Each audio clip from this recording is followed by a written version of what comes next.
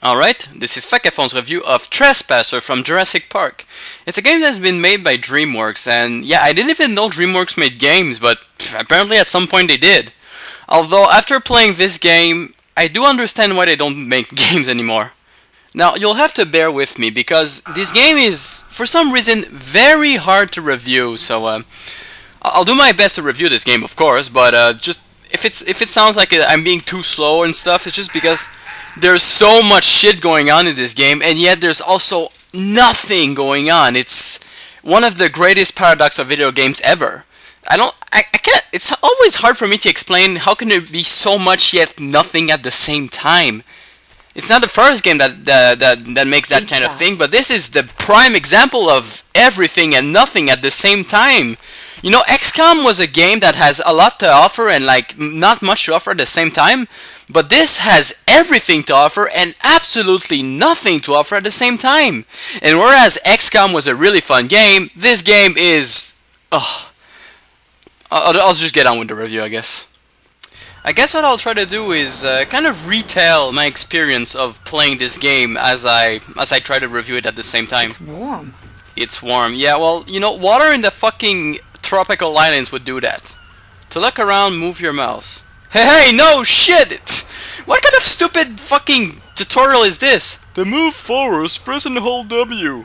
Yeah, alright. I can do that. In fact, I've been doing it from the beginning. Your adventure begins here. Oh yeah, sure! No need to give me more tips about that fucking game, just let me start right now! Wait, press Q to jump? Have you ever heard of any other game where the jump button was Q? Because I sure as hell haven't! In fact, this is actually the best way to start this review. Let's talk about the biggest issue of the game. Jumping. Now, it's not the fact that the button is Q. You get over it pretty quickly. It's just the fact that the jumping mechanics don't work. You press the button like a maniac and it only responds like a fucking quarter of the time. It's inconceivable in a game where you need to jump a lot. Here's a perfect example.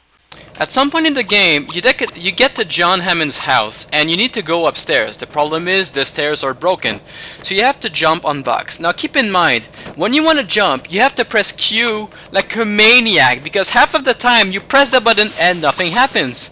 And you combine that with the fact that when you jump, it fucking like you get stuck on everything. When you jump, you don't just naturally land on the box. Your body is getting stuck. I don't know if it's because my character has too big some boobs or something like that, but it's extremely annoying and it's a constant issue throughout the entire game. It never gets fixed. It never gets easier. It only gets worse, of course, because the game keeps going on, and it just drives you insane. Jumping should be easy, not fucking impossible. Oh, ouch. Now let's talk about the story of the game. Your character is named Annie Spaghetti, and well, I'll let you guess why I call her that.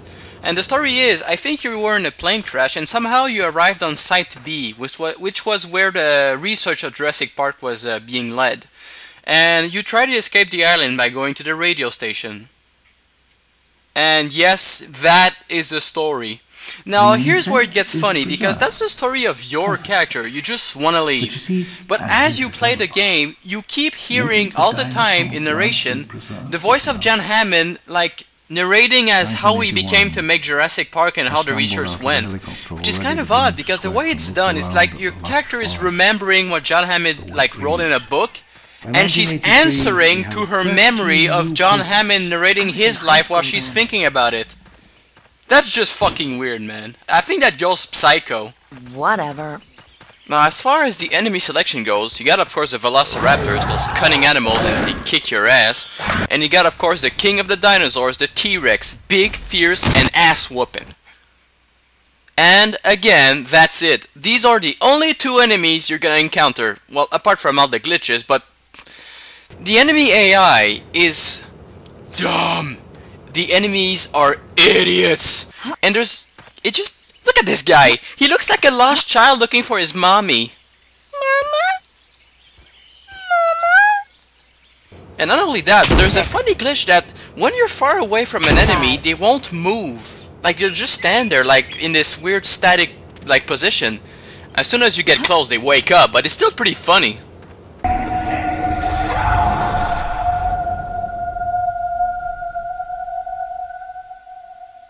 for Frodo.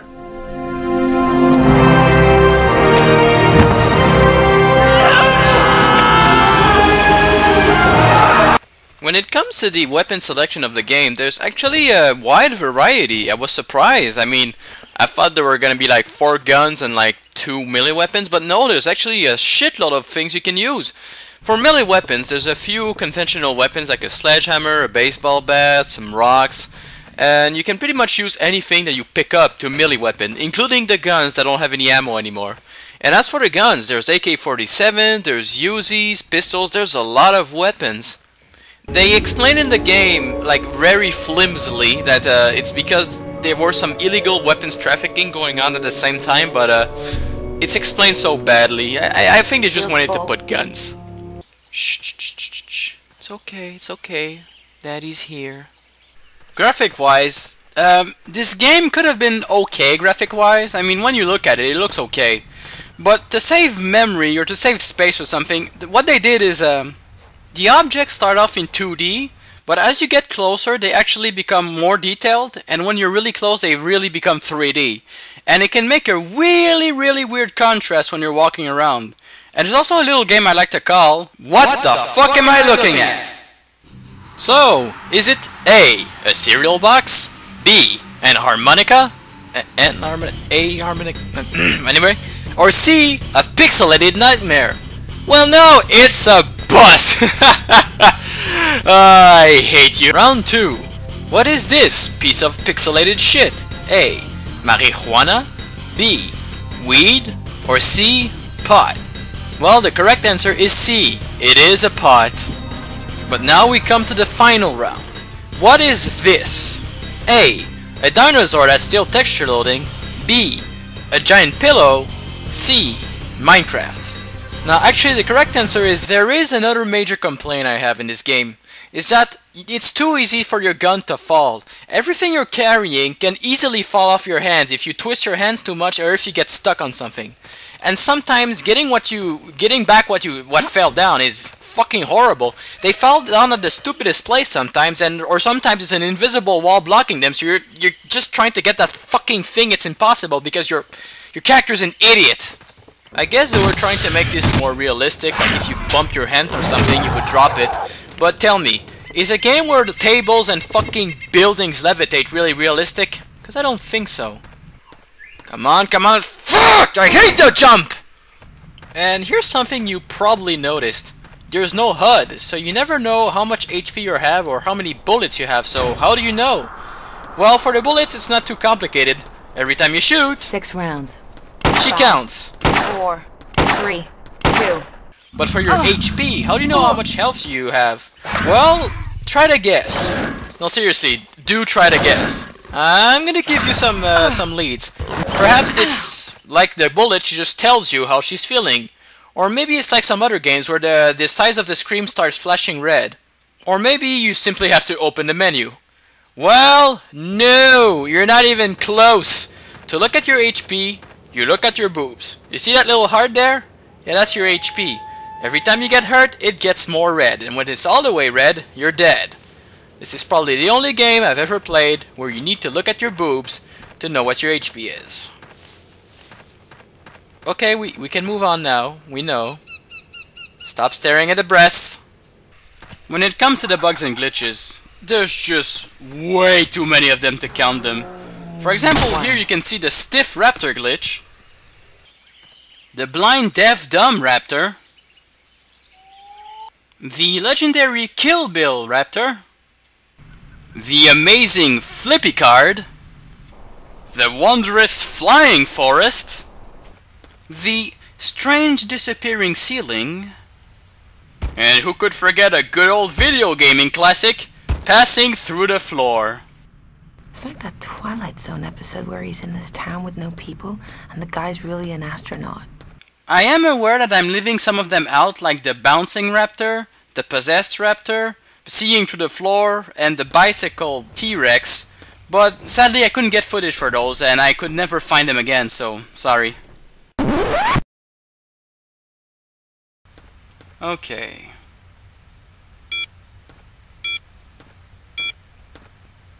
Fuck!